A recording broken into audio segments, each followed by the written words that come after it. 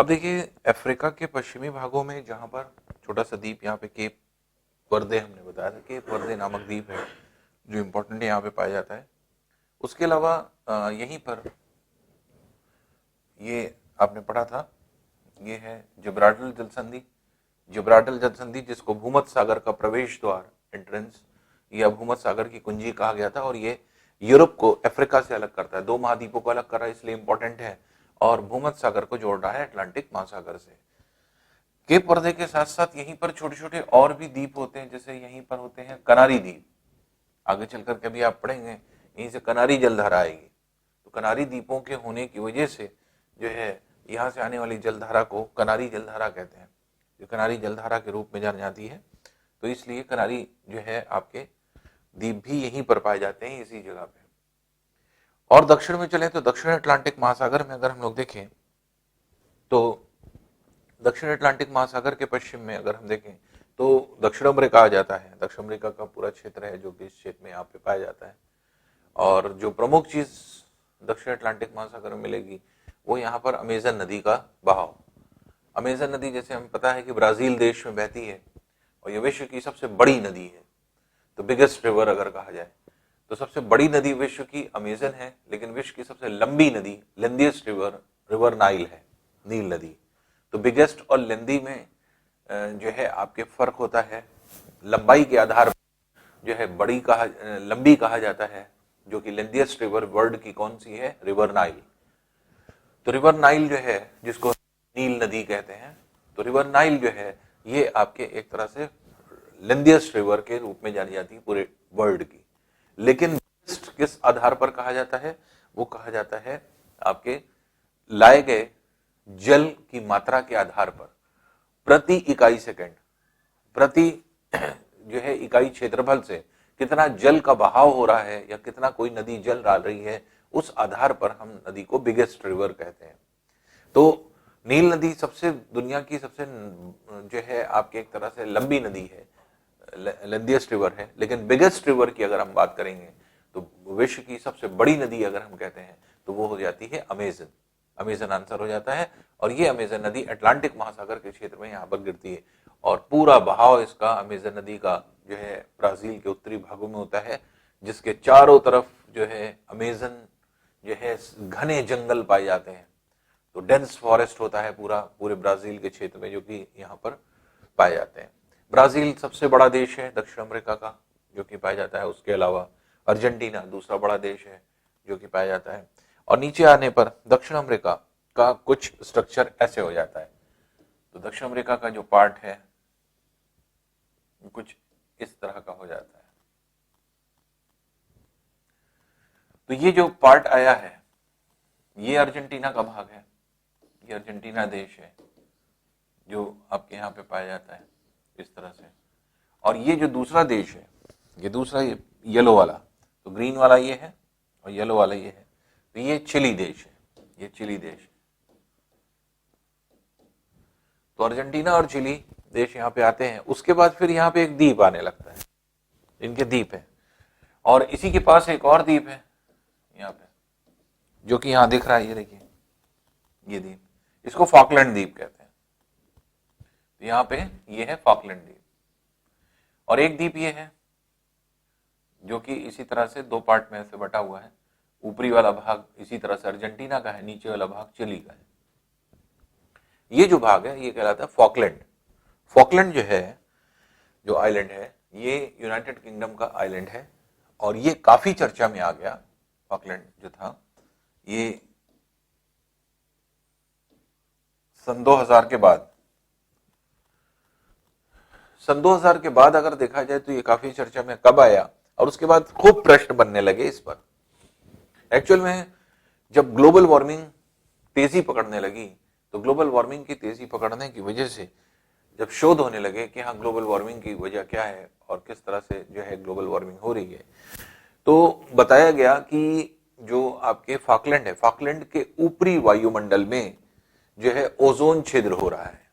Ozone hole की बात की गई, तो ओजोन छिद्र हो रहा है और ओजोन होल जो है आपके यहाँ पर जो है बना हुआ है, जिसकी वजह से यहाँ पे अगर हम लोग देखें तो ये जो आपके फॉकलैंड है, तो तो काफी चर्चा में था, बहुत रिसर्च हुए इस पे, इसके ऊपरी वायुमंडल में कैसे आ गया जो है।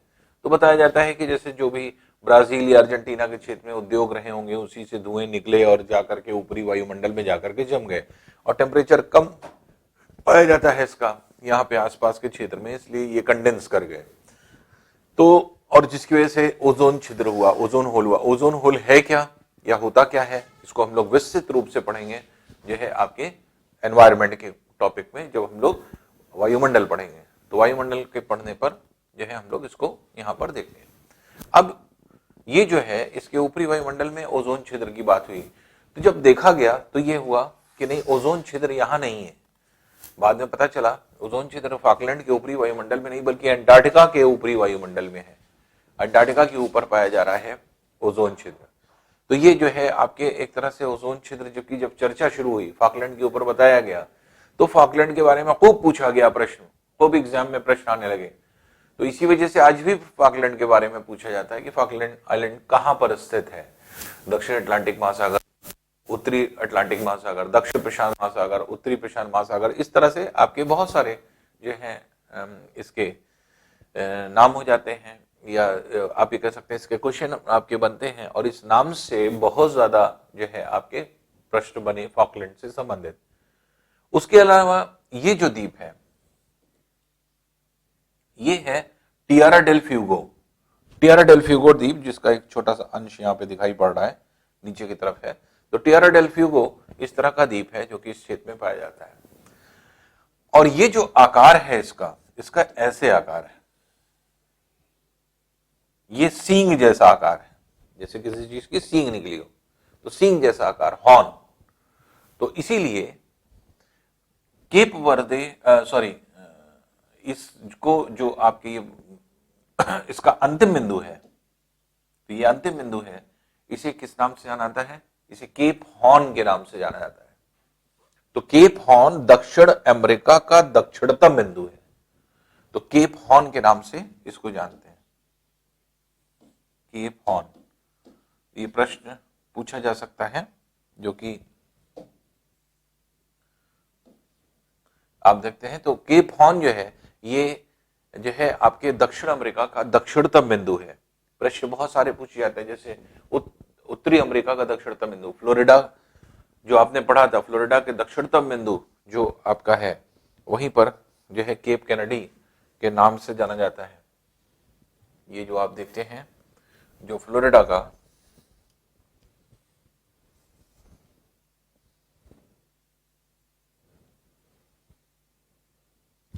ये फ्लोरिडा का जो पार्ट होता है, यहां पर जो है आपके केप कैनेडी के नाम से जाना जाता है, या केप कार्निवल भी कहते हैं।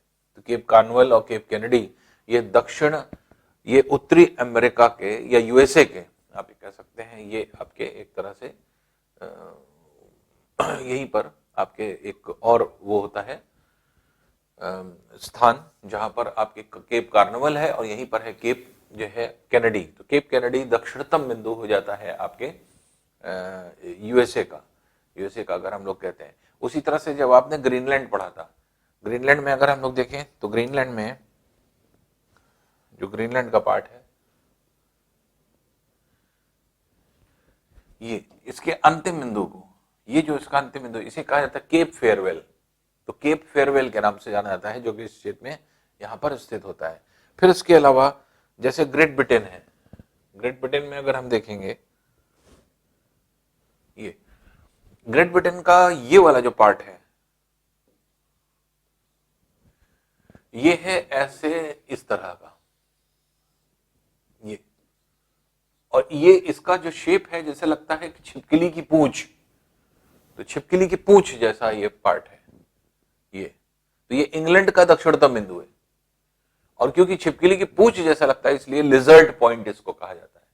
तो लिजर्ड पॉइंट, तो लिजर्ड पॉइंट जो है आपके किसको कहा जा रहा है, इंग्लैंड के दक्षिणतम बिंदु को। इस तरह से बहुत सारे क्वेश्चन, जैसे भारत का दक्षिणतम बिंदु, तो भारत प्रायद्वीपी भारत का दक्षिणतम बिंदु अलग है, भारत का दक्षिणतम बिंदु अलग है। तो इस तरह से आप देख सकते हैं कि भारत का दक्षिणतम बिंदु केप कॉमोरिन के नाम से जाना जाता है, प्रायद्वीपी भारत का दक्षिणतम बिंदु। तो बल्कि डायग्राम में है भी, आप देख ले सकते हैं यहाँ पे, ये फिर जैसे ये, तो ये जो है केप कॉमरन के नाम से भी जाना जाता है और कन्याकुमारी के नाम से भी जाना जाता है। तो इसी को कन्याकुमारी या केप कॉमरन के नाम से जाना जाता है, जो प्रायद्वीपीय भारत का, पेनिनसुलर इंडिया का दक्षिणतम बिंदु है। लेकिन भारत का दक्षिणतम बिंदु अगर कहा जाए तो वो अंडमान निकोबार द्वीप समूह पे, निकोबार में पाया जाता है, और वो आपके एक तरह से इंदिरा पॉइंट के नाम से जाना जाता है। तो अभी जब इंडियन ज्योग्राफी आप पढ़ेंगे तो वहां पर आप पढ़ेंगे भारत का उत्तरतम बिंदु, दक्षिणतम बिंदु, पूर्वतम बिंदु, पश्चिमतम बिंदु, तो उसमें आपको स्पष्ट हो जाएगा। तो प्रायद्वीपीय भारत का दक्षिणतम बिंदु अगर कहा जाए तो ये हो जाता है केप कॉमरन, और भारत का दक्षिणतम बिंदु अगर कहते हैं तो ओवरऑल भारत का देखा जाए तो इसके भी नीचे 6.5 डिग्री पर जो है उत्तर अक्षांश पर स्थित है, वो है आपके इंदिरा पॉइंट। एक और प्रश्न बहुत इंपॉर्टेंट आता है, अफ्रीका का दक्षिणतम बिंदु, और उसमें मैक्सिमम लोग क्वेश्चन को गलत कर देते हैं, केप ऑफ गुड होप लगा देते हैं। केप ऑफ गुड होप जो है, ये आपका केप ऑफ गुड होप, ये पॉइंट है, ये वाला पॉइंट जो आपने इतिहास में पढ़ा है, और वास्को डे गामा की वजह से जो है आपने देखा होगा कि यहां पर आकर के जो है एक तरह से ये चर्चा में आया उनकी वजह से, और जो है केप ऑफ गुड होप के नाम से यहां पर जाना गया क्योंकि उन्होंने यहां पे हॉल्ट लिया था। लेकिन अफ्रीका का दक्षिणतम बिंदु अगर पूछा जाए तो केप ऑफ गुड होप नहीं है, इससे भी नीचे ये पॉइंट जो है, ये वाला जो पॉइंट है, ये है केप अगुलहास। केप अगुलहास जो है वो दक्षिण अफ्रीका का दक्षिणतम बिंदु है, या अफ्रीका का दक्षिणतम बिंदु है। तो चाहे दक्षिण अफ्रीका देश कहिए, साउथ अफ्रीका देश कहिए, या पूरे अफ्रीका महाद्वीप का दक्षिणतम बिंदु कहिए, तो वो है केप अगुलहास, ना कि केप ऑफ गुड होप। तो ये प्रश्न इसी वजह से बहुत ज्यादा पूछा जाता है क्योंकि बहुत सारी किताबों में केप ऑफ गुड होप ही लिखा हुआ है, बच्चे भी वही पढ़ रहे हैं। तो इसलिए इसको बहुत सतर्क रहिएगा, और ये प्रश्न आज से नहीं आ रहा है, बहुत सालों से ये प्रश्न बनते चले आ रहे हैं कि अफ्रीका का दक्षिणतम बिंदु या दक्षिण अफ्रीका का दक्षिणतम बिंदु क्या है। तो उसमें मैक्सिमम लोग क्योंकि इतिहास में केप ऑफ गुड होप से परिचित रहते हैं, इसलिए दिमाग में स्ट्राइक किया रहता है, फौरन उसी को आंसर टिक कर देते हैं। तो केप ऑफ गुड होप यहीं पर स्थित है, जो कि काफी चर्चित है, लेकिन इसका अफ्रीका का दक्षिणतम बिंदु नहीं है। अफ्रीका का दक्षिणतम बिंदु केप अगुलहास है, जो दक्षिणतम पॉइंट पर जाता है। तो केप अगुलहास जो है ये अफ्रीका का दक्षिणतम बिंदु के नाम से जाना जाता है। तो इस तरह से अगर आप देखेंगे तो जो आपका ये क्षेत्र है, जैसे केप अगुलहास, कुछ बहुत इंपॉर्टेंट नाम हैं जो कि इसके जाने जाते हैं। जैसे अफ्रीका के दक्षिणतम बिंदु में ऑप्शन भी यही देता है, केप अगुलहास देगा, केप ऑफ गुड होप देगा, केप टाउन दे देगा। केप टाउन भी इंपॉर्टेंट जो है सिटी है इसका, जो कि यहाँ पे पाया जाता है, ये भी केप टाउन है। पोर्ट एलिजाबेथ दे देता है, जो कि आपके ये भी यहाँ पर है। तो ये 4 ऑप्शंस आपके लगा के पूछता है कि हाँ दक्षिण अफ्रीका का दक्षिणतम बिंदु क्या है। तो केप ऑफ गुड होप नहीं है दक्षिणतम बिंदु, केप जो है आपके एक तरह से केप अगुलहास के नाम से आना था। और यही अगुलहास से लगा हुआ यहां पर जो आपके कटाव है जल का, इसी को फॉल्स बे कहते हैं। तो फॉल्स बे, तो ये खाड़ी है जिसको जो है फॉल्स खाड़ी के नाम से जाना जाता है। तो गलत खाड़ी, फॉल्स मतलब गलत होता है, तो गलत खाड़ी के नाम से। अब वो क्यों नामकरण हुआ है, इसके पीछे कोई कॉन्क्रीट वजह नहीं दिखी, क्योंकि इसकी खोजने की जो है कोशिश की गई कि हाँ ये क्यों ऐसा पड़ा है। तो फॉल्स मतलब हो सकता है कि फॉल्स के मतलब यहाँ पर अफ्रीका में कुछ और भी मीनिंग हो, वहां के स्थानीय भाषा में कुछ जो है आपकी मीनिंग हो, इंग्लिश वर्ड से ना लेना देना हो, तो ये फॉल्स बे के नाम से इसी तरह से ये जाना जाता है। तो केप अगुलहास दक्षिण अफ्रीका का दक्षिणतम बिंदु है और अफ्रीका महाद्वीप का भी दक्षिणतम बिंदु है। ये प्रश्न बहुत इंपॉर्टेंट है। और उसी तरह से ऑस्ट्रेलिया को अगर आप देखेंगे तो ऑस्ट्रेलिया का उत्तरतम बिंदु जो है वो केप यॉर्क है, केप यॉर्क के नाम से आना था। वो भी आपने देखिए ऑस्ट्रेलिया देखा था। ऑस्ट्रेलिया में अगर हम लोग पीछे आए तो ऑस्ट्रेलिया का ये केप यॉर्क, ये ऑस्ट्रेलिया का उत्तरतम बिंदु के रूप में जाना जाता है। ये पॉइंट है केप यॉर्क, ये लिखा भी हुआ है छोटा, यहां भी लिखा हुआ है केप यॉर्क। तो केप यॉर्क जो है ये ऑस्ट्रेलिया का उत्तरतम बिंदु के रूप में यहां पर जो है आपके जाना जाता है। तो ये कुछ इंपॉर्टेंट नाम हमेशा याद रखिए क्योंकि केप ये पूछे जाते हैं। तो फिर से आपको एक बार रिकॉल करा दें तो दक्षिण अमेरिका का दक्षिणतम बिंदु जो है वो क्या है, केप हॉर्न। केप हॉर्न के नाम से जाना जाता है। यूएसए का दक्षिणतम बिंदु जो है वो क्या है, वो आपका है केप कैनेडी या केप कार्निवल। ग्रीनलैंड का दक्षिणतम बिंदु क्या है, केप फेयरवेल के नाम से जाना जाता है। फिर इसी तरह से अगर हम कहें कि जो इंग्लैंड है उसका दक्षिणतम बिंदु क्या है, तो वो आपके लिजर्ड पॉइंट के नाम से जाना जाता है। फिर अफ्रीका का दक्षिणतम बिंदु क्या है, अफ्रीका का दक्षिणतम बिंदु जो है वो आपके केप जो है आपके कॉमरिन के नाम से, सॉरी केप अगुलहास के नाम से जाना जाता है, केप ऑफ गुड होप नहीं है। ठीक है, केप क्यों कहा जा रहा है, प्रायद्वीप के अंतिम बिंदु को। प्रायद्वीप क्या था, एक ऐसा टुकड़ा जो कि 3 ओर से जल से घिरा होता था। तो अब यहां पर केप, ऑस्ट्रेलिया में केप ये बन रहा है, ये पेनिनसुला ये बन रहा है, तो ये पेनिनसुला बन रहा है, इसलिए इसका अंतिम बिंदु ये है। तो जिसके कोई जरूरी नहीं कि उत्तरतम और दक्षिणतम ही हो, तो यहां पर क्या है कि पूर्वतम पश्चिमतम भी हो सकता है अगर प्रायद्वीप बन रहा होगा। तो प्रायद्वीप कहां बन रहा है, या तो ऊपर की तरफ बन रहा है या नीचे की तरफ बन रहा है। तो नीचे की तरफ बन रहा है तो दक्षिणतम बिंदु बन जाता है, ऊपर की तरफ बन रहा है तो उत्तरतम बिंदु बन जाता है। भारत का प्रायद्वीपी भारत का दक्षिणतम बिंदु केप कॉमरिन या कन्याकुमारी है। भारत का दक्षिणतम बिंदु इंदिरा पॉइंट है। फिर इसी तरह से ऑस्ट्रेलिया का उत्तरतम बिंदु केप यॉर्क के नाम से जाना जा रहा है। तो ये सब जो है बहुत सारे आपके केप हैं जिनसे रिलेटेड आपके प्रश्न बना करते हैं। अब नेक्स्ट उसमें अगर हम लोग आगे आए तो अब बात आती है इस जो है पूरे अटलांटिक महासागर की अगर हम बात करें तो अटलांटिक महासागर एस आकार में फटा हुआ पूरा महासागर है, इस तरह से आपके बटा हुआ है। ये पूरा ऐसे करके ऐसे फटा हुआ पूरा महासागर है एस शेप में, और जिसके सहारे आपके मिड अटलांटिक रिज, ये विश्व की सबसे बड़ी रिज है। रिज हमने आपको बताया था कटक, जिससे दरार उत्पन्न होती है, दरार उत्पन्न होने की वजह से लावा निकलता है और पानी में ही जम जाता है, ऊंचे ऊंचे पर्वत बन जाते हैं, उसी कटक कहा जाता है। तो ये मिड अटलांटिक रिज ये पूरा जो है मध्य में होकर के आती है, और ये जो है आपके सबसे बड़ी जो है रिज है। इसी के सहारे आपके बहुत सारे जो है आपके गर्ते हैं। तो अब गर्तों में आपको पता है कि टोटल 57 गर्तें थी, हम लोग ने पढ़ा था, जिसमें से 32 गर्तें प्रशांत महासागर में थी। और प्रशांत महासागर में जो पाई जाने वाली गर्त थी मैरियाना गर्त, वो पूरी पृथ्वी की सबसे गहरी गर्त है। तो पूरी पृथ्वी की भी है, प्रशांत महासागर की सबसे गहरी गर्त है, 32 गर्तों में सबसे गहरी है, और 57 गर्तों में भी सबसे गहरी है। तो 32 गर्त मतलब प्रशांत महासागर की गर्तों में सबसे गहरी है, और 57 गर्त की मतलब पूरी पृथ्वी की भी सबसे गहरी गर्त है मैरियाना गर्त। और अटलांटिक महासागर में 19 गर्तें पाई जाती थी, और 19 गर्तों में जैसे आपके यहीं पर ऊपरी भाग में बेबिली थॉम्सन है, डॉल्फिन है, डॉल्फिन गर्त के रूप में जानी जाती है। फिर जो है यहीं पर जो आपकी गर्त होती है वो प्यूर्टो रिको गर्त के नाम से जानी जाती है। तो प्यूर्टो रिको इंपॉर्टेंट गर्त है क्योंकि प्यूर्टो रिको द्वीप आपने पढ़ा था। तो वेस्ट इंडीज के द्वीपों में आपने क्या पढ़ा था कि जैसे क्यूबा था, जमाइका था, जो है आपके डोमिनिक रिपब्लिक था, हैती था, उसके बाद जो है प्यूर्टो रिको द्वीप था।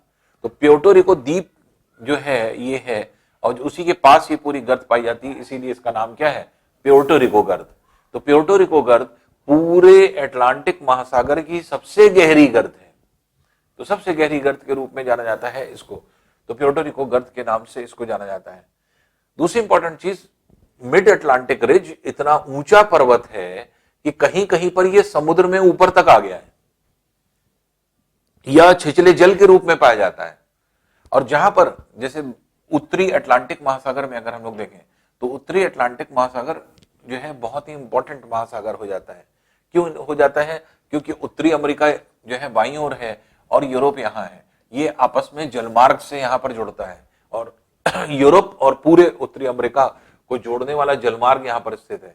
और ये जलमार्ग जो होता है ये विश्व का सबसे व्यस्त जलमार्ग माना जाता है। सबसे ज्यादा व्यस्त जलमार्ग जो है उत्तरी अटलांटिक जलमार्ग है, जो कि आपके यूरोप को जो है आपके यूरोपीय देशों को जोड़ता है आपके उत्तरी अमेरिकी देशों से। दूसरी इंपॉर्टेंट चीज ये है कि यहीं पर जो है आपके मिड अटलांटिक रेंज इतना ज्यादा ऊपर आ गया है पर्वत, ये कटक जो है कि जल से थोड़ा सा ही अंदर है। तो जल का जो सतह है वो थोड़ा सा अंदर है, जिसकी वजह से यहां पर छिछलापन है। छिछला सागर हो गया है, और छिछले सागर होने की वजह से यहीं पर वनस्पतियां विकसित हो गई हैं, घासें विकसित हो गई हैं। सारगैसम नामक घासें यहां पे ढेर सारी पाई जाती हैं, और सारगैसम घासें पाई जाने की वजह से इसके चारों तरफ पाए जाने वाले सागर को सारगैसो सागर कहते हैं। तो सारगैसो सागर के नाम से इसको जाना जाता है, सारगैसो सी। बहुत इंपॉर्टेंट है, सिविल में कई बार ये प्रश्न पूछा जा चुका है, और जल्दी आप देखेंगे तो मिलता भी नहीं है ये ऑप्शन में या कहीं पर डायग्राम में देखेंगे तो सारगैसो सागर की उपस्थिति आपके बहुत ही कम जो है आपके डायग्राम में मिलेगी। तो सारगैसो सागर उत्तरी अटलांटिक महासागर में स्थित ऐसा सागर का नाम दिया गया है, क्योंकि अटलांटिक महासागर ही है, लेकिन उसको सागर का नाम इसलिए दिया गया है कि जो मध्य अटलांटिक रिज है वहां पर जो रिज है ये इतना ऊपर आ गया है कि जल के तल को छू रहा है, जिसकी वजह से क्या है उसके ऊपर वनस्पतियां विकसित हो गई हैं। वनस्पतियों में जो घासें विकसित हुई हैं उस घासों का नाम है सारगैसम। सारगैसम नामक घासों के विकसित होने की वजह से इसका नाम सारगैसो सागर पड़ गया। तो इसे सारगैसो सागर के नाम से इसी वजह से जाना जाता है, और ये सारगैसो सागर जो है आपके कहलाता है। तो सारगैसो सागर पूछा जाए तो उत्तरी अटलांटिक महासागर के क्षेत्र में स्थित होता है। तो ये जो है अब देखते हैं प्यूर्टो रिको गर्त, ये अटलांटिक महासागर की सबसे गहरी गर्त है, 19 गर्तों में सबसे गहरी गर्त है। तो इसलिए जैसे आपके ढेर सारी गर्तें होती हैं, जैसे हमने आपको बताया वेवली थॉम्सन गर्त है, फिर आपके डॉल्फिन गर्त है, प्यूर्टो रिको गर्त है। निचले भागों में आप आएंगे तो यहीं पर चैलेंजर उभार भी है, इसी सारे ये है चैलेंजर उभार यहां पे।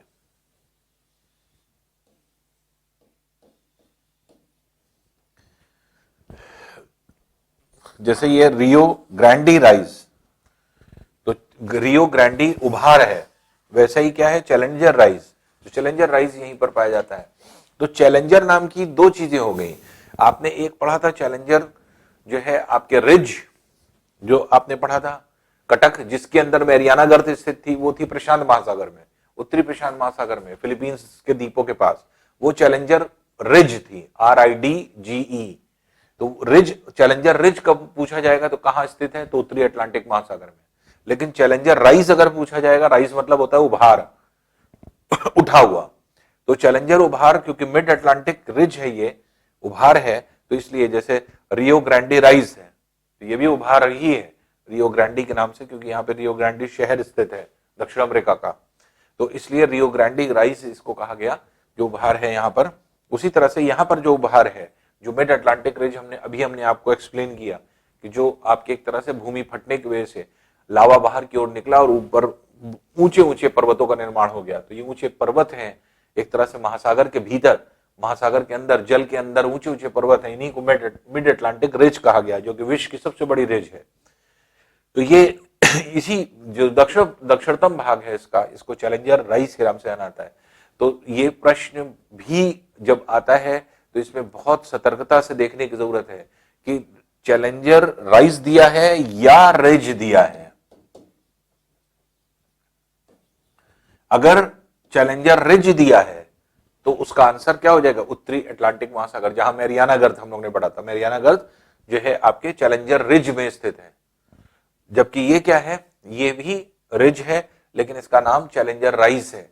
तो चैलेंजर राइज अगर कहा जाएगा तो दक्षिण अटलांटिक महासागर में है, और चैलेंजर रिज अगर कहा जाएगा कहां स्थित है, तो वो उत्तरी प्रशांत महासागर में। इसीलिए कंफ्यूजन होता है इसमें।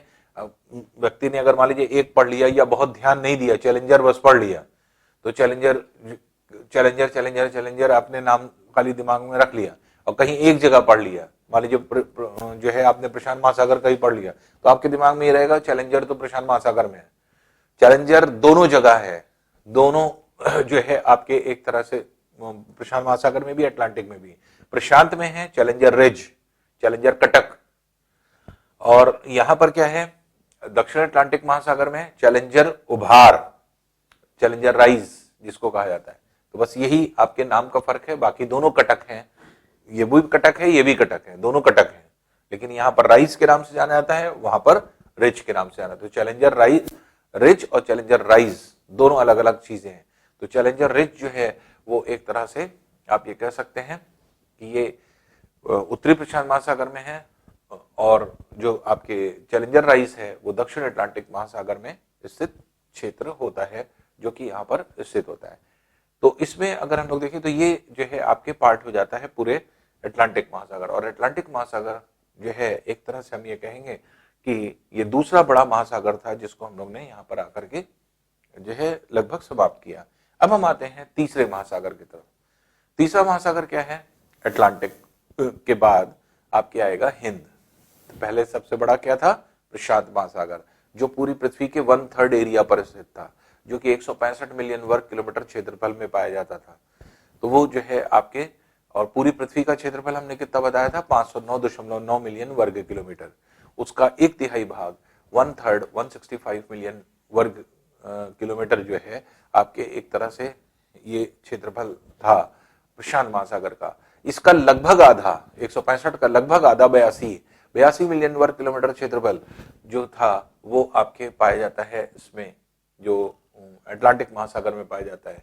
और ये जो है जैसे पृथ्वी के 1/3 एरिया पे, 1/3 क्षेत्रफल पर वो स्थित होता था, जो आपका एक तरह से ये प्रशांत महासागर था, तो उसके आधा 1/6 भाग क्षेत्रफल पर स्थित होता है अटलांटिक महासागर।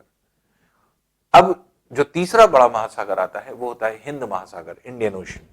इंडियन ओशन जो है इसको अगर हम लोग देखें तो हिंद महासागर की उपस्थिति अगर हम देखें तो हिंद महासागर इसको क्यों कहा जाता है? क्योंकि मेजर पोर्शन जो है आपके इंडिया का है, इंडिया के दक्षिण में जो है आपके ये पूरा पाया जाता है। तो ये जो पूरा क्षेत्र आप देख रहे हैं ये हिंद महासागर का क्षेत्र हो जाता है, जो कि जिसके पार्ट अरेबियन सी और बे ऑफ बंगाल भी है। तो बे ऑफ बंगाल ऐसा नहीं कि बंगाल की खाड़ी अलग है, अरेबियन सी अलग है, इंडियन ओशन नीचे है। इंडियन ओशन ये सब है, अरेबियन सी भी इंडियन ही ओशन है, ये इंडियन ओशन का पार्ट है। बे ऑफ बंगाल भी इंडियन ओशन है, ये भी हिंद जो है हिंद महासागर है। तो हिंद महासागर क्या है? तो महासागर तो पूरे जल को कहा जाता है, लेकिन हिंद महासागर के इंडियन ओशन के पर्टिकुलर इस पार्ट को बंगाल की खाड़ी कह रहे हैं, हिंद महासागर के इस पार्ट को अरब सागर कह रहे हैं, अरेबियन सी कह रहे हैं। तो सी जो है वो एक तरह से समुद्र के जो सी होती है, सी के कलेक्शन से ही क्या बनता है? ओशन बनता है। तो ओशन में ढेर सारी सी आएंगी, तो ये पूरा ओशन ही है, ऐसा नहीं। अक्सर दिमाग में क्या आता है, या कभी किसी विद्यार्थी से पूछिए तो अक्सर वो बता देता है कि भारत के पूर्व में जो है बंगाल की खाड़ी है, पश्चिम में जो अरेबियन सी है, दक्षिण में हिंद महासागर है। हिंद महासागर तो ये भी है, पश्चिम में भी, पूर्व में भी है, नीचे भी है, ये पूरा प्रशांत हिंद महासागर है। तो हिंद महासागर का ही तो हिस्सा है आपके बंगाल। अब जैसे फॉर एग्जांपल हम कहें यूपी क्या है? इंडिया में है कि नहीं? तो इंडिया का हिस्सा है या नहीं है? तो यूपी को भी इंडिया कहेंगे। तो इसलिए कोई यूपी में रह रहा है तो अब ये थोड़ी कहेगा यूपी में रह रहा है, हम कहेंगे इंडियन है हम। तो इसलिए वही चीज यहीं पर होती है कि हिंद महासागर में जो आपके जितने भी सागर होंगे वो क्या है? आपके अलग अलग नामों से जाने जाएंगे, लेकिन पार्ट किसके होंगे? हिंद महासागर के। तो ऐसा नहीं कि भारत के दक्षिण में हिंद महासागर स्थित है, पूर्वी भाग में बंगाल की खाड़ी, पश्चिमी भाग में अरब सागर। अक्सर आदमी के दिमाग में यह आ जाता है। हिंद महासागर को डिफाइन मत करिए जब सागरों को डिफाइन कर रहे हैं, बस ये कहिए कि जो है भारत के पश्चिम में अरेबियन सी है और पूर्व में बंगाल की खाड़ी है, और उसके चारों तरफ हिंद महासागर है। ये जो जल का भाग अरेबियन सी वो भी हिंद महासागर का भाग है, बे ऑफ बंगाल ये भी हिंद महासागर का भाग है। और हिंद महासागर ये जो है ये लगभग 74.4 मिलियन वर्ग किलोमीटर क्षेत्रफल में पाया जाता है, 74.4 मिलियन वर्ग किलोमीटर क्षेत्रफल में, जो कि पृथ्वी 1/8 भाग क्षेत्रफल पर स्थित होता है। तो 1/8 भाग क्षेत्रफल पर लगभग आपके स्थित ये पार्ट है जो कि यहाँ पर पाया जाता है। इस हिंद महासागर को अगर आप देखें तो हिंद महासागर के पश्चिम में अगर देखें तो ये अफ्रीका आ जाता है, मेडागास्कर द्वीप आ जाता है। हिंद महासागर के पूर्व में अगर आप देखें तो इंडोनेशिया, मलेशिया का क्षेत्र आ जाता है और ऑस्ट्रेलिया आ जाता है। हिंद महासागर के दक्षिण में देखेंगे तो नीचे एंटार्क्टिका आ जाता है, और हिंद महासागर के उत्तर में देखेंगे तो दक्षिण एशियाई देश आ जाते हैं। तो दक्षिण एशियाई देश, साउथ एशियन कंट्रीज जो हैं आपके यहाँ पर आ जाते हैं। साउथ एशियन कंट्रीज में ये सारे देश आ जाएंगे जो भारत अर्थ के आसपास के क्षेत्र हैं। तो इस तरह से अगर हम डिफाइन करेंगे तो इंडियन ओशन को, तो इंडियन ओशन तीसरा बड़ा महासागर है, और ये जो है आपके यहाँ पर अब हिंद महासागर को अगर हम देखें तो हिंद महासागर की बात अगर हम करते हैं तो इसके जैसे हमने डिफाइन कर दिया कि क्षेत्र क्या है, तो डिफाइन ये किया कि हिंद महासागर के पश्चिम में अफ्रीका, या हिंद महासागर पश्चिम में घिरा है अफ्रीका और मेडागास्कर से, पूर्व में घिरा हुआ है इंडोनेशिया और ऑस्ट्रेलिया से, और पश्चिम में जो है आपके दक्षिण में एंटार्क्टिका से, और उत्तर में दक्षिण एशियाई देशों से घिरा हुआ है। अब यहाँ पे आपको चीजें स्पष्ट जैसे जो है दिखाई पड़ेंगी। तो जैसे हम लोग ने यहाँ पे पढ़ा था, जैसे कुछ जल संधियां पड़ी थी, जैसे मलेशिया और इंडोनेशिया, देखिए यहाँ पे अलग हो रहा है, ये मलेशिया का भाग है, ये इंडोनेशिया का, तो मलक्का जल संधि के नाम से जाना जाता है, जो कि यहाँ पर जो है आपके जाना जाता है। फिर इसी तरह से मलक्का जल संधि होती है जो मलेशिया और इसको अलग करती है, और मलेशिया के दक्षिणी भागों में ही यहीं पर जोहोर जल संधि है। तो जोहोर जल संधि क्या होती है, मलेशिया को सिंगापुर से अलग करती है, तो जोहोर जल संधि यहीं पर पाई जाती है। उसी तरह से जो है आपके यहाँ पे सुंडा जल संधि है, सुंडा जल संधि जो है ये सुमात्रा का द्वीप है, ये जावा द्वीप है, तो इंडोनेशिया के सुमात्रा द्वीप को जावा द्वीप से अलग करती है, तो ये आपकी जल संधि हो जाती है जो कि इस क्षेत्र में पाई जाती है। इस हिंद महासागर में एक दो चीजें हैं। हिंद महासागर में अगर कहा जाए तो पाए जाने वाला अरब सागर, अरेबियन सी, ये जो है आपके हिंद महासागर का सबसे बड़ा सागर है। तो हिंद महासागर का सबसे बड़ा सागर अरेबियन सी है, अरब सागर है, और विश्व का सबसे बड़ा सागर है। बहुत ज्यादा ये क्वेश्चन आता है और बहुत ज्यादा जो है कंफ्यूजन भी होता है, और मैक्सिमम लोग इसको गलत करते हैं। क्यों? क्योंकि बहुत सारी किताबों में लिखा हुआ है कि दक्षिण चीन सागर, South China sea is the biggest sea in the world, जो कि गलत है। साउथ चाइना सी दूसरी बड़ी जो है आपके एक तरह से दूसरी बड़ी जो है सी है इसके बाद, अरेबियन सी के बाद, क्योंकि अगर आप वेरीफाई भी करेंगे क्षेत्रफल के दृष्टिकोण से देखेंगे तो अपने आप आपको क्लियर हो जाएगा, इसका डेटा आपको मिल जाएगा। तो अरेबियन सी जो है, तो जो लिखा हुआ कहीं कहीं पे है दक्षिण साउथ चाइना सी जो है ये विश्व की सबसे बड़ी सागर है, तो वो आपके एक तरह से गलत है, और वो दूसरी सबसे बड़ी सागर है जो कि आपके एक तरह से अरेबियन सी के बाद, और प्रशांत महासागर का सबसे बड़ा सागर है। तो प्रशांत महासागर का सबसे बड़ा सागर दक्षिण चीन सागर है, जो कि विश्व का दूसरे स्थान पर आता है। और हिंद महासागर का सबसे बड़ा सागर अरेबियन सी है, जो कि विश्व का सबसे बड़ा सागर होता है। ये पूरा रीजन जो है आपके अरेबियन सी के अंतर्गत आता है, सबसे बड़ा सागर। और पूरे हिंद महासागर का सबसे बड़ा द्वीप अगर कहा जाए तो वो है मेडागास्कर द्वीप। तो मेडागास्कर द्वीप जो है ये सबसे बड़े द्वीप के रूप में जाना जाता है इसको। तो ये जो है आपके क्षेत्र यहां पर दिखता है। फिर आप देखते हैं कि ये जो देख रहे हैं आप, ये है अरब प्रायद्वीप, क्योंकि ये भी प्रायद्वीप है, क्योंकि इस ओर भी जल है, इस ओर भी जल है, इस ओर भी जल है। तो अरब प्रायद्वीप में अगर आप देखेंगे तो इसमें कई देश आते हैं, अभी जो हम लोग आगे चल करके पढ़ने वाले हैं। तो अरब प्रायद्वीप के पश्चिम में अगर आप देखेंगे तो यहां पे है लाल सागर, ये लाल सागर है। अरब जो है प्रायद्वीप के अगर आप पूर्व में देखेंगे तो ये हो जाती है फारस की खाड़ी, पर्शियन गल्फ। तो फारस की खाड़ी के नाम से जाना जाता है, पर्शियन गल्फ के नाम से जाना जाता है। और दक्षिण में अगर आप आते हैं तो इसे ओमान की खाड़ी कहते हैं, तो ओमान की खाड़ी है, गल्फ ऑफ ओमान। तो इस तरह से तीन ओर से ये पूरा प्रायद्वीप घिरा हुआ है, और ये विश्व का सबसे बड़ा प्रायद्वीप है। तो विश्व का सबसे बड़ा प्रायद्वीप अगर कहा जाए, जैसे हम लोग ने खाड़ी पढ़ा था, विश्व की सबसे बड़ी खाड़ी क्या थी, मैक्सिको की खाड़ी, गल्फ ऑफ मैक्सिको, जो मैक्सिको के तटीय क्षेत्र में थी। उसी तरह से विश्व की सबसे बड़ा प्रायद्वीप अगर कहा जाएगा तो ये अरब प्रायद्वीप हो जाएगा। अरब प्रायद्वीप विश्व का सबसे बड़ा प्रायद्वीप है, जिसके पश्चिम में लाल सागर, पूर्व में जो है आपके फारस की खाड़ी, और दक्षिण में जो है आपके ओमान देश होने की वजह से ओमान की खाड़ी इसको कहा जाता है। ये वाला भाग ओमान की खाड़ी है जो यहां पर स्थित होता है। और ये जो आप हिस्सा देख रहे हैं ये है अफ्रीका की सींग जैसा हिस्सा, इसे अफ्रीका की सींग कहा जाता है, सींग जैसा हिस्सा। तो इसे हॉर्न ऑफ अफ्रीका के नाम से जाना जाता है।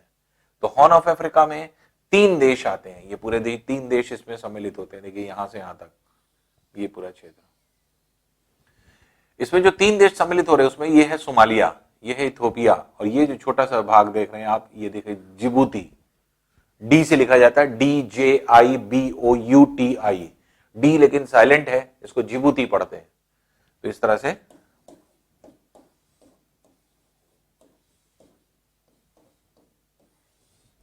जिबूती। तो डी जो है वो साइलेंट होता है, इसलिए जिबूती देश है जो कि यहां पर पाया जाता है। एक छोटा सा देश और है इरीत्रिया, ये इरीत्रिया देश है अफ्रीका का। तो यहाँ पे आपके ये देखते हैं, तो इसको अगर हम देखें, ये है अफ्रीका की, आप ऐसा देख सकते हैं, ये जो है आपके जिबूती जो कि स्पष्ट रूप से येलो कलर से दिखाई पड़ रहा है, ये है आपका सोमालिया जो कि जो सोमालिया देश है, और ये जो है आपके इथोपिया, ये इथोपिया का क्षेत्र है। ये जो पूरा पार्ट है इसी को जो है आपके अफ्रीका की सींग जो है आपके कहा जाता है।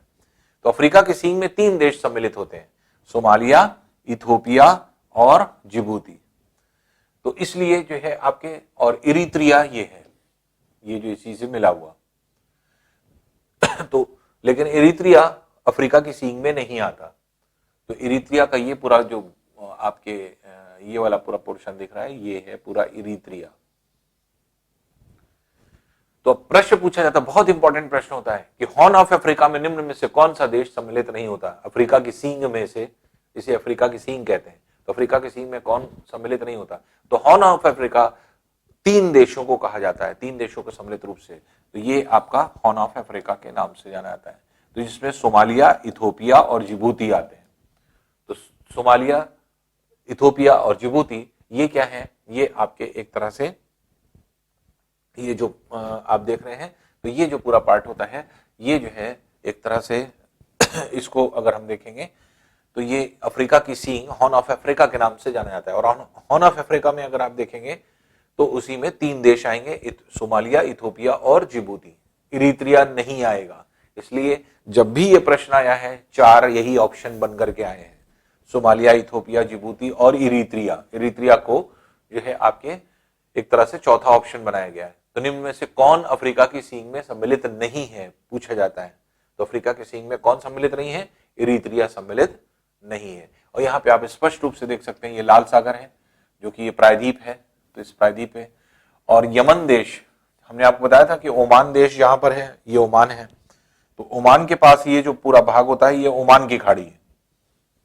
और यमन के पास यहाँ पर एक शहर होता है अदन, एडेन जिसको कहता है, यहाँ पे एडेन शहर है।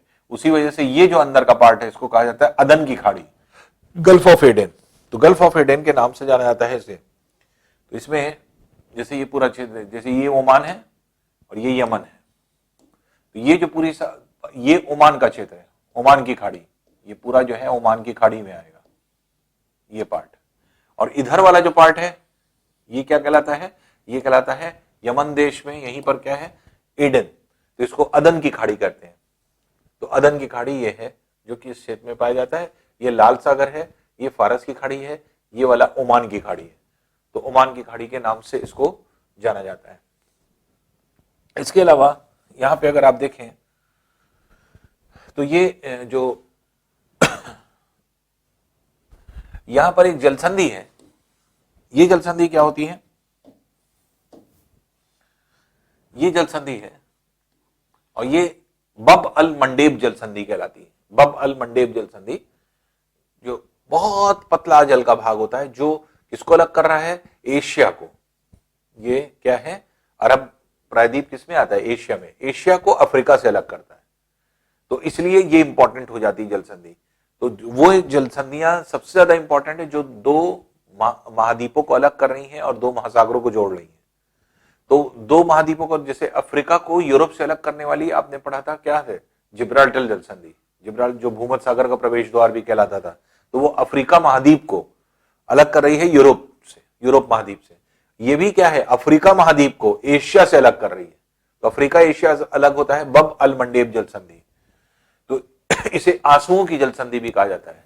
क्यों? क्योंकि यहां पर इतना पतला मार्ग है कि पानी फंस फंस करके बाहर की तरफ निकलता है। जिस तरह से आंखों से आंसू टपकते हैं उसी तरह से आपके पानी भी यहां से निकलता है। उसी तरह से कुछ जगह बहुत संकीर्ण है, इसलिए जो है आपके उसी तरह से निकलता है। तो ये है लाल सागर और ये है अदन की खाड़ी, गल्फ ऑफ एडन। ये है ओमान की खाड़ी, ये है पर्शियन गल्फ। ये पर्शियन गल्फ के नाम से जाना जाता है। तो ये जो आपका क्षेत्र है ये इंपॉर्टेंट क्षेत्र हो जाता है। क्योंकि 2 महाद्वीप आपके यहां पर अलग हो रहे हैं। तो ये 2 महाद्वीप अलग होते हैं तो ये एशिया जो है अफ्रीका से अलग हो रहा है, बब अल मंडेब जल संधि। और जुड़ कौन रहा है? लाल सागर अदन की खाड़ी से, तो लाल सागर अदन की खाड़ी से जुड़ रहा है, तो ये बब अल मंडेब जल संधि होती है। और ये है गल्फ रीजन, तो आपका जिसको गल्फ कंट्रीज कहा जाता है। गल्फ कंट्रीज क्यों कहते हैं? खाड़ी देश किसको कहते हैं? खाड़ी देश उन देशों को कहा जाता है जो फारस की खाड़ी के तटीय क्षेत्र में स्थित है। तो फारस की खाड़ी इसको क्यों कहा जाता है? ये जो आप देख रहे हैं ये पर्शियन गल्फ, पर्शियन गल्फ क्यों कहा जाता है? यहां पर जो है आपके रहने वाले जितने भी देश हैं वहां पे फारसी भाषा का प्रयोग होता था, पर्शियन लैंग्वेज डेवलप हुई थी, तो पर्शियन लैंग्वेज यहीं से डेवलप हुई और यहां पे जितने देश हैं वो सब फारसी भाषा का प्रयोग करते हैं।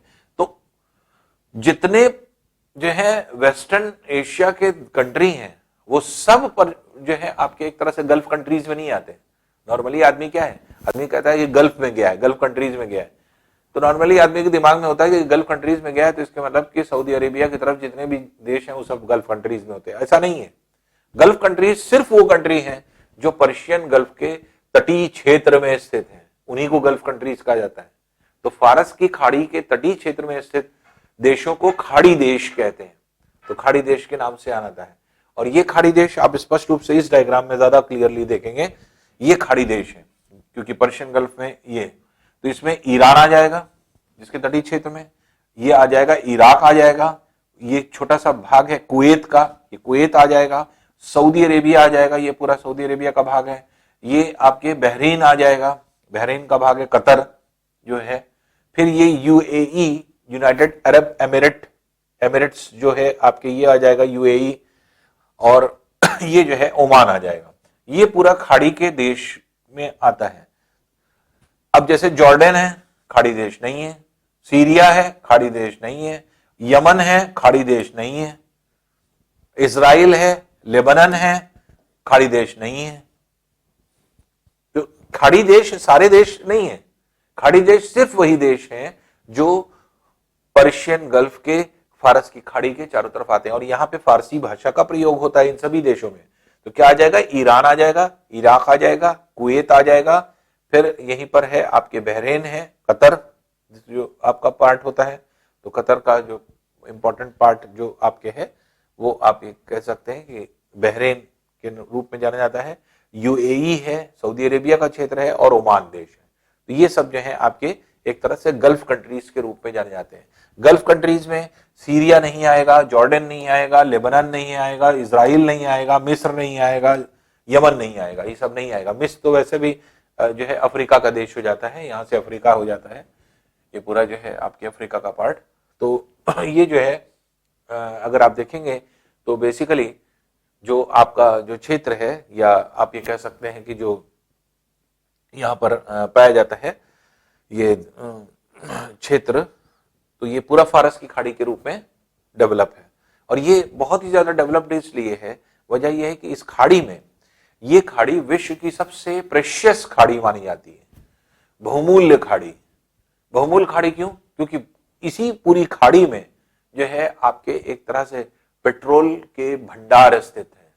तो पूरे पेट्रोलियम पदार्थ अगर आप देखेंगे ये पूरे क्षेत्र में आपको मिलेंगे, ये पूरा पेट्रोल का ही पूरा क्षेत्र है। ये सारे देशों में, ईरान में पूरे में पेट्रोल का पूरा क्षेत्र है, पूरा जो है इराक में कुवैत का क्षेत्र है जो कि आपके पूरा पेट्रोल से भरा हुआ है, सऊदी अरब का ये पोर्शन पूरा पेट्रोल से भरा हुआ है, बहरीन कतर में, फिर यूएई में, ओमान में, ये सब पूरा जितना भी तटीय क्षेत्र है इसमें पूरा पेट्रोलियम पदार्थ बहुत ज्यादा मात्रा में आपके पाए जाते हैं। तो ये पेट्रोल के कुएं जो है सबसे ज्यादा जो स्थित होते हैं वो इसी पूरे जो है गल्फ के पार्ट में, तो गल्फ कंट्रीज इसको इसीलिए कहा जाता है। तो ये सबसे प्रेशियस आप ये कह सकते हैं, या बहुमूल्य जिसको कहा जाएगा, या यह कहा जाएगा कि सबसे ज्यादा कॉस्टली या सबसे ज्यादा जो है इंपॉर्टेंट जो है आपकी खाड़ी हो जाती है ये फारस की खाड़ी। तो फारस की खाड़ी इसीलिए बहुत इंपॉर्टेंट हो जाती है जो कि इस क्षेत्र में यहां पर मिलती है। एक और बहुत इंपॉर्टेंट फैक्ट होता है इससे, जैसे अगर हम देखें इसमें,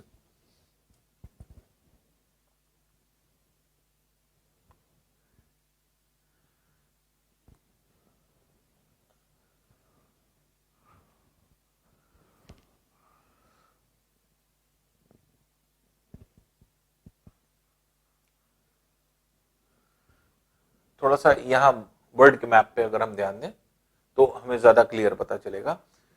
ये है यूरोप, ये था इंग्लैंड, ये इंग्लैंड है, ये भारत है। इंग्लैंड से, जैसे आपने प्राचीन समय में पढ़ा कि इंग्लैंड से व्यापार शुरू हुए, लोग निकले दुनिया में जितनी भी अच्छी चीजें थी सब खोज करने के लिए। तो यूरोपीय देशों से निकलने वाले जितने भी लोग थे वो सब दक्षिण एशियाई देश, जिसमें भारत है, इंडोनेशिया है और बाकी छोटे छोटे देश जो आपके यहाँ पे आते हैं, म्यांमार है, ये सब सभी क्षेत्रों में यहाँ पर लोग आए। खास तौर से भारत में जितने लोग आए वो सब भारत में आपके आए। क्यों? क्योंकि भारत एक बहुत बड़ा रिसोर्सफुल क्षेत्र है। तो यहाँ पे आए, यहाँ जितने सामान थे वो सब जो है आपके यहाँ पर जाया करते थे। तो ये जो है एक लंबा रास्ता होता था यहाँ से। अब जैसे केरल का क्षेत्र है, केरल से पूरे मसाले भर करके जो है अंग्रेज जो होते थे वो यहाँ से आपके व्यापार करते थे और ले जाते थे यूरोप। तो पूरे पूरे मसाले जो है यहाँ से जाया करते थे, स्पाइसेस जितने हैं वो सब जो है आपके यहाँ से जाते थे। इतना लंबा रास्ता चलना पड़ता था। लंबे रास्ते को छोटा करने के लिए क्या किया गया, यहां पर क्योंकि ये पूरा जलमार्ग है, यहां से ये पूरा जलमार्ग है, तो अदन की खाड़ी होते हुए, गल्फ ऑफ एडेन होते हुए आप अंदर जा सकते हैं लाल सागर में। लेकिन यहां स्थल आ जाता है तो मिस्र में यहां पर एक नहर बनाई गई जिसको कहा गया सुएज नहर, सुएज कैनाल। नहर बनाई गई और नहर से क्या हुआ कि यूरोप का रास्ता इतना छोटा हो गया। अब यहां से जाके अंदर से होकर के यहां पहुंच जाता है। तो ये लगभग 18,000 किलोमीटर की लंबाई कम हो गई। तो ये जो आपके एक तरह से लंबाई है, ये लेंथ बहुत लंबी थी, बहुत ज्यादा टाइम लगता था। अब क्या है, अंदर से गल्फ ऑफ एडेन में एंटर किए, लाल सागर में एंटर किए, सुएज नहर से निकले, भूमध्य सागर पहुंच गए, यूरोप पहुंच गए। तो यूरोप जो है जल्दी आ गया। तो इसलिए सुएज नहर का निर्माण किया गया। तो सुएज नहर का निर्माण क्यों किया गया कि दक्षिण एशियाई देशों को यूरोप से जोड़ा जा सके छोटे मार्ग के द्वारा, छोटा मार्ग रहे। तो इसलिए अब जो रूट है यूरोप और जो है आपके दक्षिण एशियाई देशों को जो है आपके जल के क्षेत्र से जो है आपके जोड़ने का, वो क्या है, वो आपके ओमान की खाड़ी, अरब सागर से होता हुआ ओमान की खाड़ी होते हुए, या आप कह सकते हैं अदन की खाड़ी होते हुए गल्फ ऑफ एडेन से एंटर करेंगे। गल्फ ऑफ एडेन से एंटर करके लाल सागर में जाएंगे। लाल सागर से आपके यहीं पर सुएज नहर आएगी। सुएज नहर क्रॉस करते ही भूमध्य सागर आ जाएगा, ये भूमध्य सागर हो जाता है। तो इसलिए जो यहां पे अगर आप देखेंगे तो ये जो सुएज नहर बनाई गई, ये मिस्र देश में बनाई गई, इजिप्ट में बनाई गई है, और ये जोड़ रही किसको, लाल सागर को भूमध्य सागर से। तो लाल सागर और भूमध्य सागर आपस में कनेक्ट हो रहे हैं इससे। तो इसलिए ये प्रश्न बहुत पूछा जाता है, ये विश्व की सबसे बड़ी जहाजी नहर है, तो बिगेस्ट नेविगेशन कैनाल है ये, और विश्व की सबसे बड़ी जहाजी नहर अगर कहा जाएगा तो वो आपके सुएज नहर हो जाएगी। सुएज नहर जो कि सुएज नामक स्थान पे पोर्ट सैद नामक क्षेत्र है जो है आपके इसमें इजिप्ट में, मिस्र में। तो मिस्र को इंग्लिश में इजिप्ट बोलते हैं। तो इजिप्ट में जो है आपके यहाँ पर पाया जाता है ये जो सुएज नहर। तो सुएज नहर विश्व की सबसे लंबी नहर है और ये जो है आपकी सबसे बड़ी नहर है, आप ये कह सकते हैं, और जो भूमध्य सागर को लाल सागर से जोड़ रही है। तो भूमध्य सागर और लाल सागर ये इंपॉर्टेंट है क्योंकि ये पूछा जाता है कि सुएज नहर किसको किसको जोड़ती है। तो लाल सागर को भूमध्य सागर से कनेक्ट करती है। तो लाल सागर भूमध्य सागर को कनेक्ट कर रही है। दूसरी इंपॉर्टेंट चीज, सुएज नहर किस किन किन क्षेत्रों के व्यापार को बढ़ावा देती है, तो यूरोपीय देश को दक्षिण एशियाई देशों से जोड़ती है। तो इन दोनों जो है आपके क्षेत्रों को जोड़ने के लिए सुएज नहर का निर्माण किया गया। और सुएज नहर जो बनी हुई है पोर्ट सैद नामक क्षेत्र पे बनी हुई है। सुएज नामक स्थान है पोर्ट सैद में। पोर्ट सैद जो है एक तरह से बंदरगाह है, तो पोर्ट सैद में यहीं पर आपके बनाई गई है, और ये जो है आपके एक तरह से सुएज नहर के नाम से जानी जाती है, जो कि भूमध्य सागर को लाल सागर से जोड़ती है।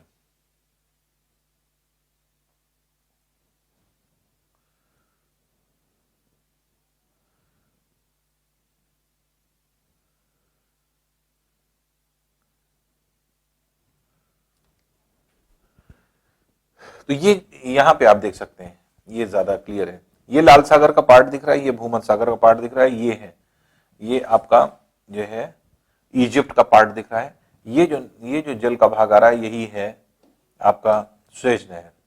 तो सुएज नहर को जो है आपके इस तरह से इस जल के माध्यम से ऐसे जोड़ा गया और जिससे कि भूमध्य सागर जुड़ जाए लाल सागर से, तो भूमध्य सागर और लाल सागर आपके जुड़ जाता है। ये पूरा भूमध्य सागर का क्षेत्र हो जाता है। भूमध्य सागर जैसे हमने आपको बताया था, इसको ये बंद सागर है, ये पूरी तरह से बंद सागर है, कमरे की तरह है, तो इसीलिए इसको बंद सागर या रूम जो है आपके एक तरह से इसे रूम सी भी कहा जाता है, रूम सागर भी कहा जाता है। रूम क्यों? रूम कमरे को कहते हैं इंग्लिश में, तो कमरा कमरे की तरह है, इसलिए रूम सागर इसको कहते हैं। तो रूम सागर अगर पूछा जाए किसको कहा जाता है, तो भूमध्य सागर को, तो भूमध्य सागर का दूसरा नाम रूम सागर हो जाएगा। और दूसरी चीज ये है कि इसी भूमध्य सागर में अगर आप देखें तो ढेर सारे सागर हैं। तो भूमध्य सागर तो मुख्य सागर है, लेकिन इसी के डिफरेंट पार्ट हैं। जैसे ये एड्रियाटिक सागर है, एड्रियाटिक सागर होता है, टिरहिनियन सागर यहीं पर होता है, टिरहिनियन सागर हो जाता है। ये जो पार्ट आप देख रहे हैं ये जो है आपके अजीन सागर है, अजीन सागर के नाम से आना आता है ये वाला पार्ट। ये जो पार्ट आप देख रहे हैं छोटा सा, ये मरमरा सागर है। तो ये मरमरा सागर, अजीन सागर, एड्रियाटिक सागर, टिरहिनियन सागर, ये सब क्या है? ये भूमध्य सागर के ही पार्ट है या भूमध्य सागर के ही हिस्से हैं जो कि यहां पर पाया जाता है। और इसमें अगर आप देखें तो कुछ द्वीप भी इंपॉर्टेंट हैं जो कि आपके पाए जाते हैं। और ये द्वीप में जैसे सिसिली द्वीप, जो आपने ज्वालामुखी में स्थित इटली के द्वीप पढ़े थे, ये इटली देश है, इटली का द्वीप है जो कि आपके क्षेत्र में यहां पर पाया जाता है। और साइप्रस द्वीप बहुत इंपॉर्टेंट द्वीप होता है, साइप्रस के नाम से जाना जाता है, जो कि यहाँ पर जो है आपके पाया जाता है भूमध्य सागर में। और यहीं पर जो है आपके आकर की गिरती है, जैसे नील नदी, नील नदी का प्रवाह भी यहीं पर है। तो ये जो है आपके नील नदी का पूरा क्षेत्र है जो आपके जाता है। ये देखिए ब्लू नाइल, व्हाइट नाइल, ये दोनों जा रही हैं मिल करके नाइल रिवर हो गई ऊपर की तरफ जाकर के, तब जाकर के भूमध्य सागर में गिरती है। तो भूमध्य सागर में जाकर के नील नदी यहाँ पे गिरती है। तो नील नदी भी मिस्र में जो है आपके नदी है, मिस्र की नदी है जो कि यहाँ पर पाई जाती है। तो यहीं पर आकर के मिस्र में गिरती है। इसमें अगर आप देखेंगे तो अब ये कुछ द्वीप जैसे आपने देखे, तो ये है जो इटली है, इटली को कहा जाता है संगमरमर का देश, बहुत इंपॉर्टेंट। तो ये क्या है? संगमरमर का देश, लैंड ऑफ मार्बल्स। विश्व के सर्वोच्च स्तरीय मार्बल्स यहीं पर पाए जाते हैं, विश्व के सबसे उच्च स्तरीय मार्बल्स जो है आपके यहीं पर स्थित है। और सबसे जो है बढ़िया एग्जाम्पल आप ले सकते हैं जो मार्बल्स का, वो आप ले सकते हैं ताजमहल। ताजमहल में लगने वाले जो पत्थर हैं वो यहीं से इटली से गए हैं, इटली से हाथियों पर लाद करके बड़े बड़े पत्थरों को पहुंचाया गया है और तब जाकर के आपके एक तरह से ताजमहल का निर्माण। तो ताजमहल के में जो लगे हुए पत्थर हैं ये यहीं से जो है आपके गए हुए पत्थर हैं। तो जो इसीलिए इसको मार्बल का शहर जो है आपके बहुत खूबसूरत, विश्व के सबसे खूबसूरत, सबसे अच्छे और प्रेशियस जो आपके पत्थर होते हैं वो यहाँ पर मिलते हैं इटली में। इसीलिए इटली को जो है संगमरमर का देश, लैंड ऑफ मार्बल्स के नाम से जाना जाता है। और मार्बल कैसे बनता है वो भी आपने पढ़ा है रॉक्स में। चूना पत्थर की चट्टाने जो लाइमस्टोन होता है वही मार्बल में कन्वर्ट होता है। और चूना पत्थर यहाँ पर समुद्र तटीय क्षेत्र होने की वजह से सबसे ज्यादा है। तो लाइमस्टोन, क्योंकि चूना वहां पर सबसे ज्यादा होगा, कैल्शियम, तो चूने पत्थर की चट्टाने खूब हैं और जिसकी वजह से जो है आपके यहाँ पर मार्बल्स बहुत अच्छे मिलते हैं। तो इसको संगमरमर का देश के रूप में जाना जाता है इटली को। इटली में ही बहुत प्रमुख शहर रोम है। रोम आप जानते हैं, रोम को भी बहुत सारे, क्योंकि बहुत ही प्राचीन समय है, इसे जो है कई नामों से जाना जाता है। जैसे 7 पहाड़ियों का शहर, क्योंकि 7 पहाड़ियां हैं पूरे रोम में, तो 7 हिल्स से, 7 पहाड़ियों से चारों तरफ से घिरा हुआ है। तो प्राचीन है, प्राचीन शहर जो कि आपके 7 पहाड़ियों का शहर कहलाता है। या जो है इसी को शाश्वत शहर भी कहते हैं, इटर्नल सिटी, अमर शहर, इसका मतलब कि कभी नहीं मरेगा, तो इटर्नल सिटी, तो शाश्वत शहर के नाम से भी जाना जाता है। तो इसी को जो है आपके एक तरह से रोम को अगर हम लोग देखें तो रोम का ही एक हिस्सा ये है, ये पूरा रोम है, ये रोम का ये हिस्सा है, इसको कहते हैं वेटिकन सिटी। वेटिकन सिटी, तो रोम का ही हिस्सा अलग हुआ और पूरा जो रोम था, जो एक तरह से पूरा रोम था, रोम का एक हिस्सा अलग हो गया, ये रोम हो गया, ये बन गया वेटिकन सिटी। तो वेटिकन सिटी जो आपके रोम के ही हिस्से से अलग होकर के या इटली देश में ही पाया जाता है। तो वेटिकन सिटी अलग होकर के जो है आपके एक अलग स्वतंत्र देश बन गया, और ये स्वतंत्र देश है जो कि आपके पाया जाता है। और ये इतना छोटा देश है, ये विश्व का सबसे छोटा देश है। इसकी जो क्षेत्रफल है, आप ऐसे समझिए,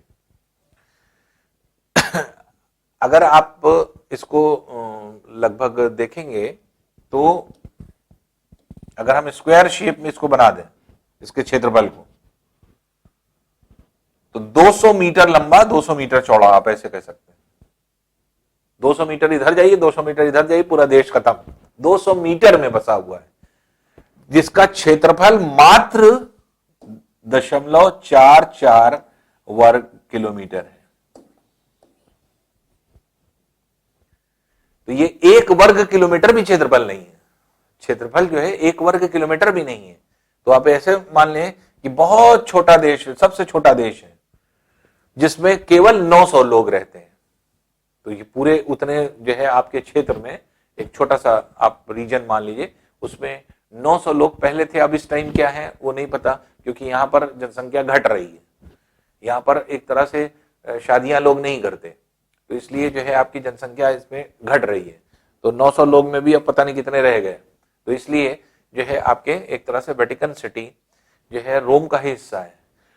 रोम को एक और प्रमुख नाम से जाना जाता है, इसे कहा जाता है पोप का शहर, सिटी ऑफ पोप, पादरियों का शहर। यहीं से पादरी सिलेक्ट किए जाते हैं। क्रिश्चियनिटी में अगर आप देखेंगे तो पोप जो सिलेक्ट होते हैं वो यही रोम से ही सिलेक्ट होते हैं, और वही जो है पूरे विश्व के पोप हो जाते हैं। तो ये पोप का शहर इसीलिए इसको कहा जाता है, जो कि यहां पर जो है रोम को कहते हैं। और रोम का हिस्सा क्योंकि अलग हुआ, वेटिकन सिटी बना, तो इसे यहां से भी जो है आपके पोप सेलेक्ट किए जाते हैं, क्योंकि ये पूरा रोम था ही, यही सेलेक्ट होता था। तो अब रोम क्योंकि सिटी है, लेकिन वेटिकन जो है पूरा देश बन गया। इटली के हिस्से में पाया जाने वाला एक छोटा सा देश, इटली के अंदर बसा हुआ। तो ये वेटिकन सिटी है जो कि आपके इस क्षेत्र में यहां पर पाया जाता है। तो रोम को कहा जाने लगा पोप का शहर, इसको कहा जाने लगा पोप का देश। तो पोप का देश अगर कहा जाए तो आंसर क्या हो जाएगा? Vatican city. पोप का शहर अगर कहा जाएगा, क्या है? रोम, क्योंकि रोम एक शहर है। उस शहर से अलग होकर के टुकड़े में टूट करके वेटिकन सिटी नामक एक अलग देश बन गया। वेटिकन सिटी विश्व का सबसे छोटा देश है, जिसका क्षेत्रफल मात्र 0.44 वर्ग किलोमीटर है। 1 वर्ग किलोमीटर भी नहीं, आधा वर्ग किलोमीटर भी नहीं, आधे वर्ग किलोमीटर से भी कम है।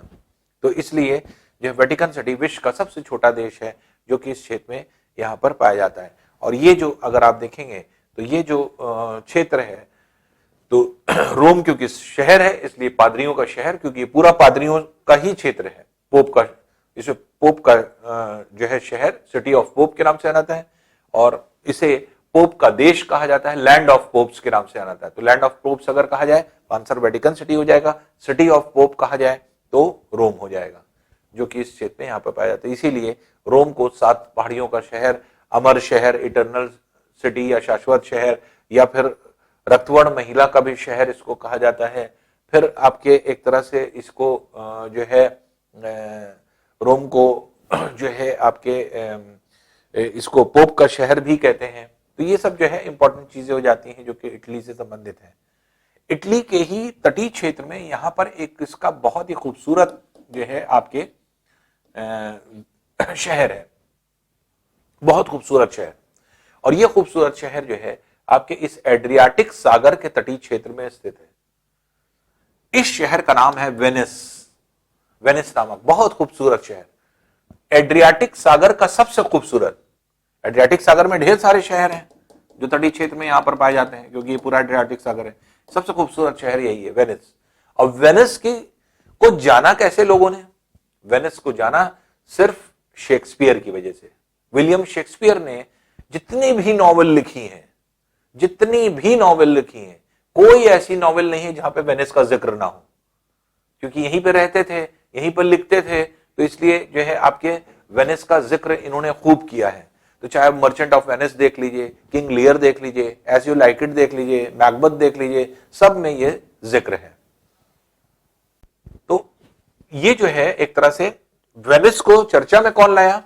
वेनिस को चर्चा में जो है आपके विलियम शेक्सपियर लाए, और विलियम शेक्सपियर ने खूबसूरती का बयान भी जो है इन नॉवेल्स में किया है।